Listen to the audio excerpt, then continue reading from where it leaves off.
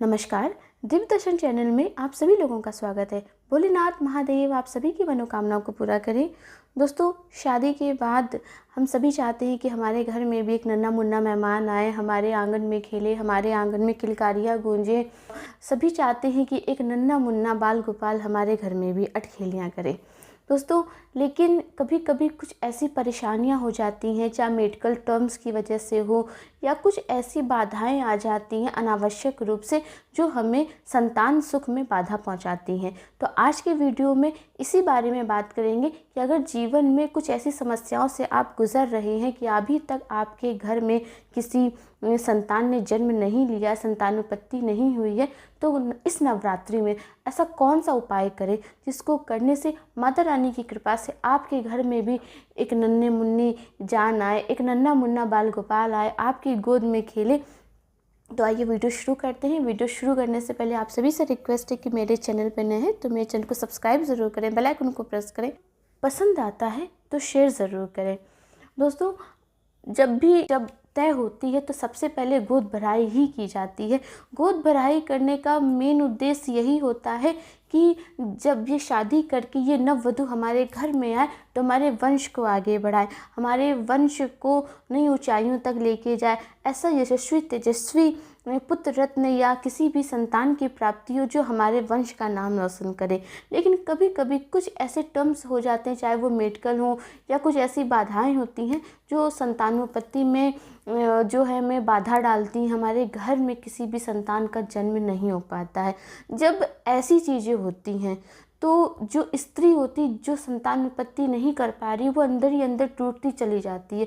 उसे ये लगता है कि बाकी सबके हो रही है तो मेरे क्यों नहीं हो रही है। उस परिवार में एक अलग ही तरीके का माहौल होता है, अनावश्यक रूप से कलह बढ़ती चली जाती है और सभी कहीं ना कहीं अनावश्यक रूप से अंदरूनी तौर पर परेशान होने लगती हैं कि आखिर क्या बात है कि हमारे घर में किसी बच्चे का जन्म नहीं हो पा रहा है।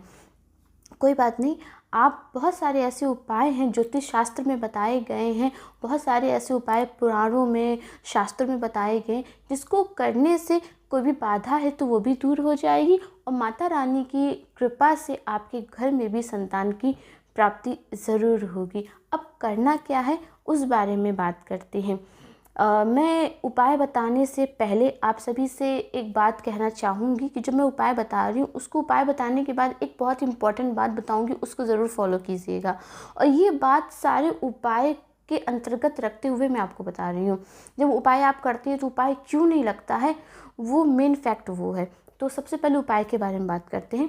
देखिए, आपको क्या करना है, अभी नवरात्रि चल रहे हैं तो आप नवरात्रों में किसी भी दिन पंचमी से लेकर के अष्टमी के बीच में आपको एक पूजा का नारियल लेना है। पानी वाला नारियल होना चाहिए जिसमें जटाजूट लगी हुई हो। उस नारियल के ऊपर आपको रोली से स्वास्तिक बनाना है। स्वास्तिक बनाने के बाद आप चुन्नी से उस नारियल को लपेट लेंगे। आपको 2 चुन्नी लेनी है, एक नारियल के ऊपर लपेट लेनी है, एक अपने पास ही रखनी है और किसी भी मंदिर चले जाएं, दुर्गा माता के मंदिर में, और ले जा करके पंडित जी को वो नारियल और फूल दे दें और पंडित जी को ये बोले कि नारियल माता रानी के चरणों में आप रख दीजिए, उसको तोड़ना नहीं है, क्योंकि स्वास्तिक बने हुए नारियल को कोई तोड़ता नहीं है। आप कह दीजिए कि माता रानी के चरणों में चढ़ा दीजिए, ठीक है। जो दूसरी चुन्नी बनी है, जो दूसरी चुन्नी आपके पास है, उस चुनरी को आपको वहीं कहीं रेलिंग में या कहीं गेट के पास अपनी मनोकामना कहते हुए कि हे माता, हमारे घर में भी पुत्र रत्न की प्राप्ति हो या हमारे घर में भी संतान का जन्म हो, ऐसा कहते हुए आप बांध दीजिए। और वहीं पर बैठ के अपना आंचल, जो आपका आंचल हो, उसको फैला करके माता रानी के सामने भाव विभोर होकर के ये प्रार्थना कीजिए कि माता, हमारे शादी के इतने साल हो गए, हमारे घर में अभी तक किसी संतान ने जन्म नहीं लिया है। अपने दिल की पूरी बात आंचल फैला के घुटने के बल बैठ करके आप उसी तरीके से कहिए जैसे आप अपनी माँ से बात कर रहे हो, रूबरू जैसे माँ से बात करते हैं। अपना पूरा हाल उनको बता दीजिए, वहाँ उठिए, मत्था टेकिए और सीधे अपने घर आ जाइए। और जो मैंने पहले एक बात बोली थी कि उपाय बताने से पहले मैं आपसे कहूँगी, वो ये बात है, जब आप कोई भी उपाय करें तो आप सीधे अपने घर को ही आएँ। यहाँ तक कि आपको मार्केट में कुछ खाना नहीं है, किसी के घर जाना नहीं है।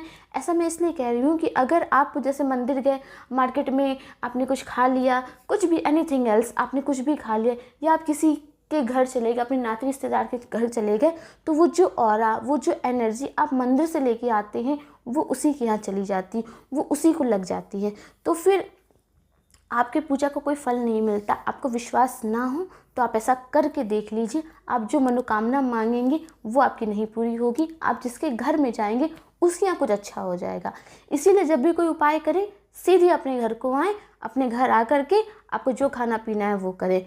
आशा करती हूँ आज का ये वीडियो आपके लिए बहुत लाभदायक रहा होगा। मिलते हैं किसी नए वीडियो में नई जानकारी के साथ, तब तक के लिए ओम नमः शिवाय।